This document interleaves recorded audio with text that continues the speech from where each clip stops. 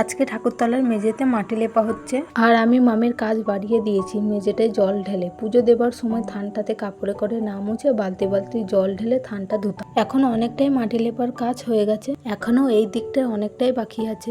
আমি আর মানা মাটিটা সেনে মামির কাছে এনে দিচ্ছি যাতে মামির মাটি লেপার সুবিধা হয়। আর এই আকন্দ গাছের ডালগুলোকেও ছেটে দিয়েছি। সানা মাটি শেষ, এখনো মাটি লাগবে, পুরোটা এখনো সম্পূর্ণ হলো না। তাই মেয়েগুলোকে বলে এলাম মাঠ থেকে মাটি এনে ভিজিয়ে সেনে রাখ, বিকেলের মধ্যে মাটি লেপে পুরোটা সম্পূর্ণ করে নেব। আমার সেনার দল সবাই এখন খুব ব্যস্ত, বাগে করে জল আনতে যাবে, তারই তোড়জোড় চলছে। যা কাজ করার ওরা থাকতে থাকতে করতে হবে, না হলে আমি একা সামলাতে পারবো না। থানের কাজ শেষ করে চলে এসেছি বাড়ি।